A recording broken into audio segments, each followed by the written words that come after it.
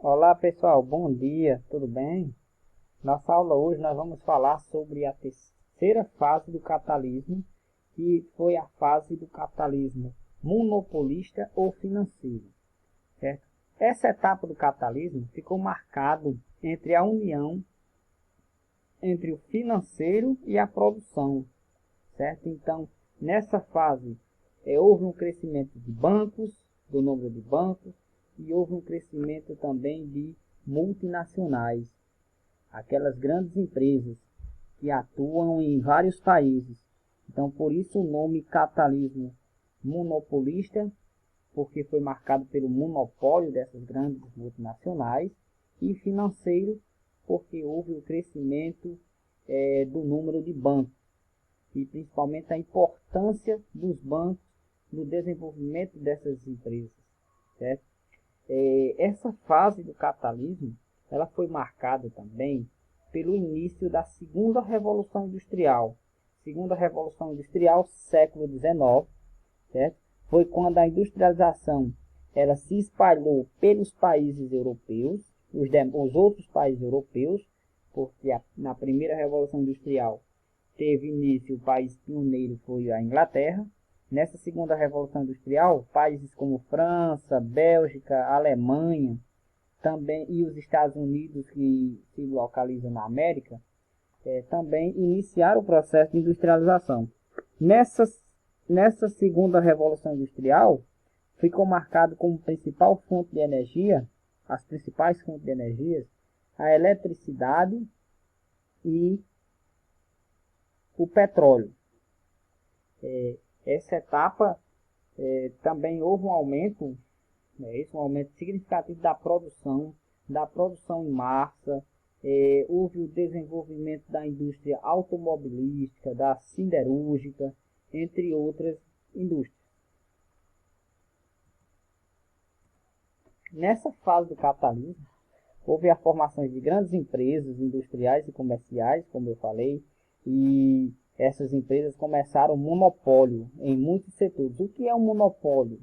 Monopólio é quando uma empresa ela atua e quando ela atua nas diversas fases de uma determinada atividade. Eu vou citar o exemplo do petróleo, da Petrobras, que ela é uma empresa que monopoliza a produção de petróleo, a extração e produção de petróleo aqui no Brasil.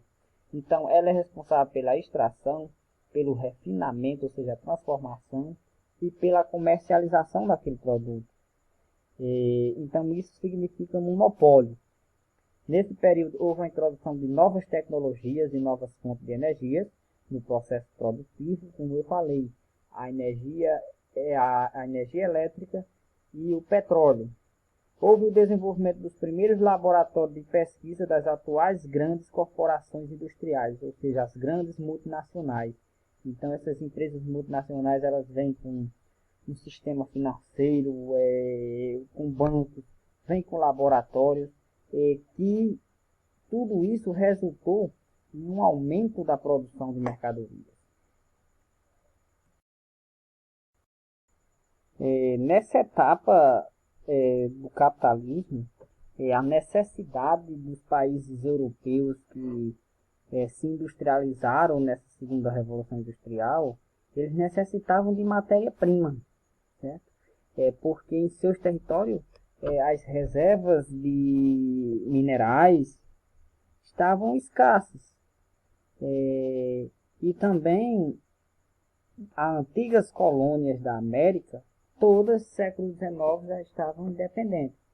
Então, houve uma expansão imperialista dessas potências industriais europeias para a África e a Ásia. A partir daí, teve início o processo de neocolonização, que ficou conhecido como neocolonização, que foi a colonização da África e da Ásia. Nesse período, essas potências europeias pegaram os continentes e dividiram em áreas para ser explorado. Então, a África foi, o continente que teve uma consequência maior dessa divisão, dessa partilha do seu território para as potências europeias. Ficou conhecido como uma divisão de gabinete, em que esses países sem levar em consideração a realidade local, dividiram a África. Essa divisão de gabinete, se a gente analisar, olha, as fronteiras ficam retilíneas, certo? Então fizeram essa divisão, sem levar em consideração as particularidades locais, e a partir daí houve uma série de problemas, né? Porque etnias que eram rivais ficaram no mesmo território. Teve casos de uma etnia ser dividida em 2 territórios ou mais. A partir daí, depois que esses países, essas colônias se tornaram independentes, essas etnias começaram a brigar por controle. Houve também brigas, tem também brigas por questões territoriais, por limites ou fronteiras, certo? Então, tudo isso consequência dessa divisão, dessa partilha da África feita pelas potências imperialistas. Quais foram os objetivos, os principais objetivos que levaram essas potências a colonizar a Ásia e a África? Foi a busca por matéria-prima e minerais, e recursos minerais, que eles necessitavam para desenvolver as suas indústrias, certo? Na Europa. Nessa etapa do capitalismo, houve a consolidação da DIT, a Divisão Internacional do Trabalho. Então, nessa etapa, os países desenvolvidos, que até hoje essa Divisão Internacional do Trabalho ainda tem essa característica, essa configuração, em que os países desenvolvidos, aquelas nações mais ricas, elas produzem e esses bens produzidos vendem para os países subdesenvolvidos e compra matéria-prima dos países subdesenvolvidos. Já os países subdesenvolvidos, eles se especializaram em vender matéria-prima e compram os produtos industrializados dos países desenvolvidos. Então, gera aí uma interdependência, um depende do outro. Os países desenvolvidos dependem da matéria-prima dos países subdesenvolvidos, já os países subdesenvolvidos dependem dos produtos industrializados dos países desenvolvidos. Até aí tudo bem, mas o que acontece com isso? Qual é o mais caro? São os produtos industrializados ou é a matéria-prima? São os produtos industrializados. Então, com isso, os países desenvolvidos vendem um produto mais caro e compram um mais barato, sempre vai ter superávit na balança comercial. Já os países desenvolvidos sempre vai vender um produto mais barato e comprar um mais caro. Vai ter o que? Déficit na balança comercial. Então, simplificando isso, as nações ricas ficando cada vez mais ricas e os países subdesenvolvidos ficando cada vez mais pobres, sendo explorados ainda. Nessa etapa também houve a expansão imperialista japonesa. Então o Japão ele buscou novos territórios, certo? Então houve a guerra sino-japonesa, né, em que o Japão reivindicou uma parte do território chinês. Então houve esse conflito, principalmente essa região da Manchúria, que o Japão tentou anexar seu território, certo? Então, o Japão também, uma potência que estava se industrializando, estava com interesse também em território para ter uma maior disponibilidade de matéria-prima e também recursos minerais para suas indústrias se desenvolverem. Foi um período também que houve um imperialismo norte-americano na América Latina, né, por meio da doutrina Monroe, e a América para os americanos. Só que esse imperialismo americano dos Estados Unidos é diferente do imperialismo que foi feito pelas potências europeias. Nesse período, esse imperialismo era mais com intervenções militares, seja de forma direta ou indireta, e também fazendo alianças com governos que era pró a forma política, as ideologias políticas dos Estados Unidos para facilitar, fazendo acordos bilaterais, para facilitar a exploração e o controle desses países ao seu eixo, certo? Então, nesse período de imperialismo dos Estados Unidos, a gente destaca o regime militar, ou ditadura militar que aconteceu no Brasil, que foi instaurada essa ditadura militar com apoio dos Estados Unidos.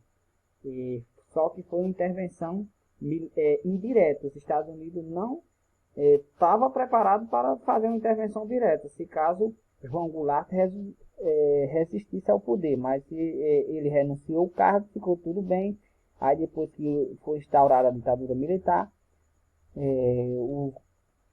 os governos que assumiram fizeram uma série de acordos, de aliança com os Estados Unidos, né? Foi acordos bilaterais. Mas os Estados Unidos fez intervenções militares de forma direta em outros países da América Latina, né? Como a gente destaca aqui, houve várias intervenções em Granada, em República Dominicana,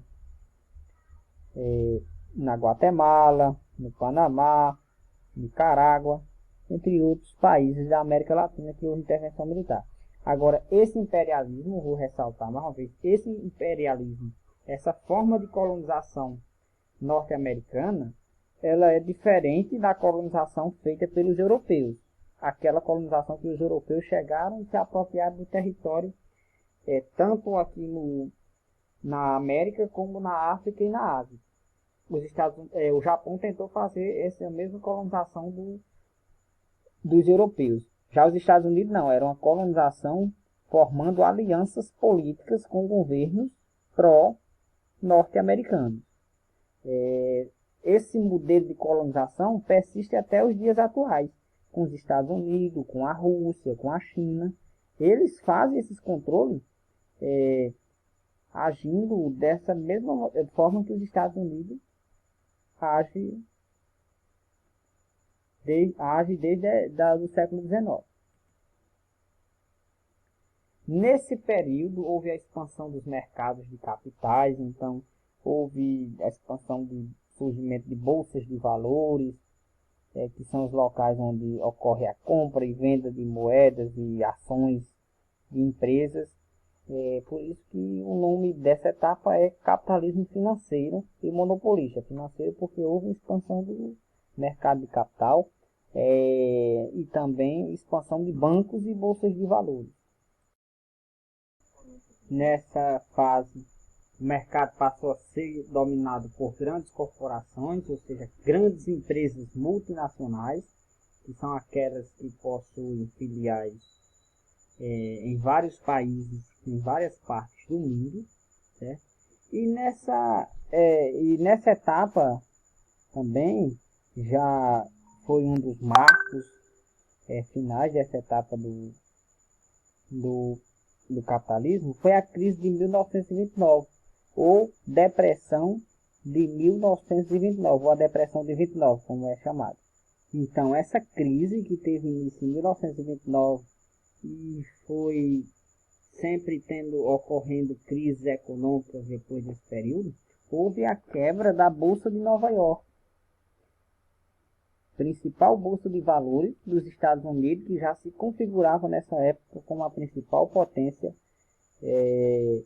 hegemônica do espaço geográfico mundial, tendo em vista que antes era a Inglaterra. Depois da Primeira Guerra Mundial, os Estados Unidos alcançou esse posto de maior potência mundial.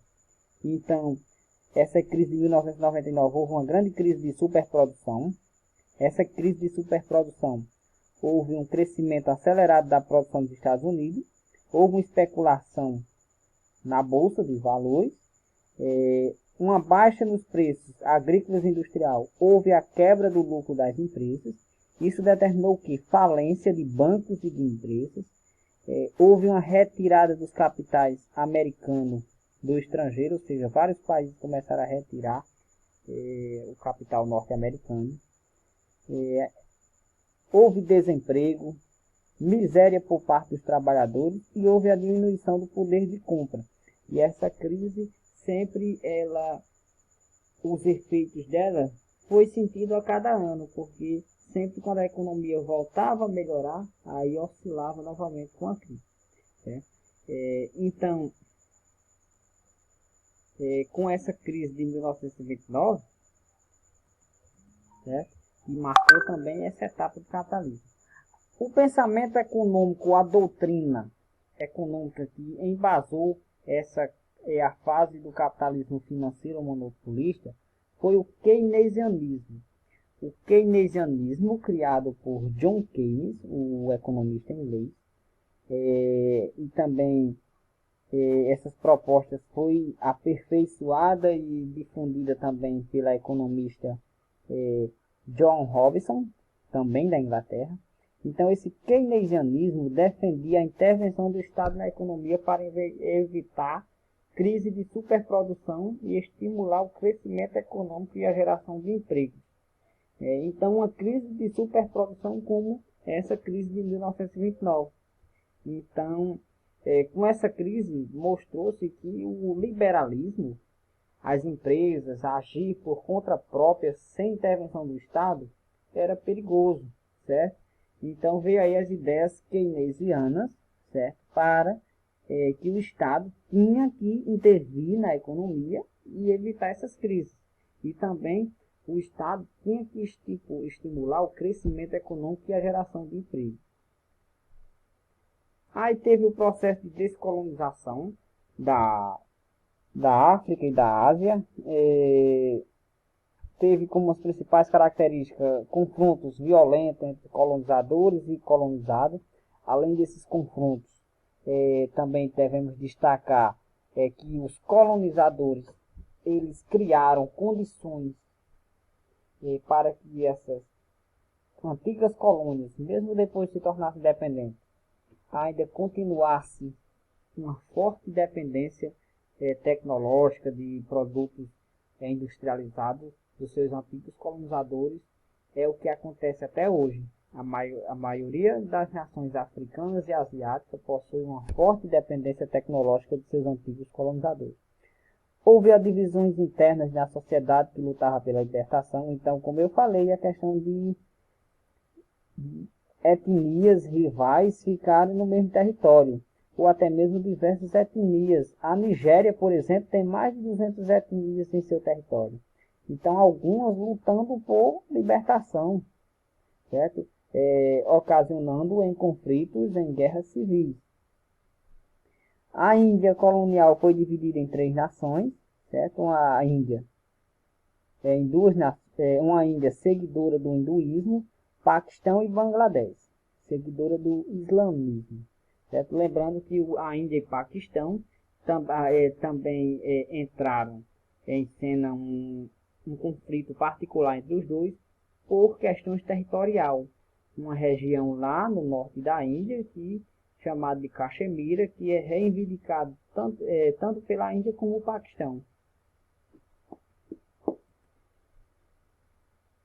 Houve mudança na cartografia do espaço geográfico mundial, né, porque novas nações surgiram na África e na Ásia.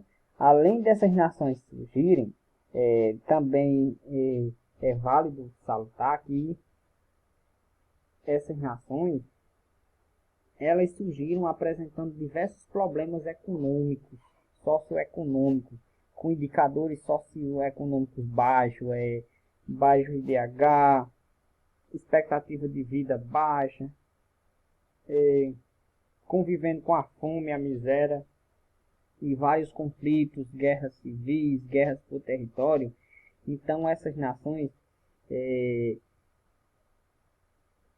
surgiram com esses problemas, certo? Esses problemas que ficaram conhecidos pela mídia mundial depois da Segunda Guerra Mundial. E com isso surgindo o termo subdesenvolvimento ou terceiro mundo para classificar essas nações, que hoje são chamadas de nações em desenvolvimento, países em desenvolvimento ou menos desenvolvidos.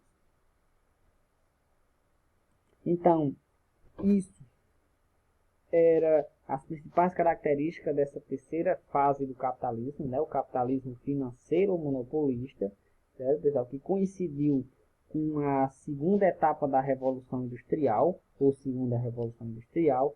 Então, nossa aula hoje era só essa, viu, pessoal? Falar sobre essa terceira fase do capitalismo. Na próxima aula, a gente vai estudar sobre a fase atual do capitalismo, que é o capitalismo informacional. Até a próxima, pessoal.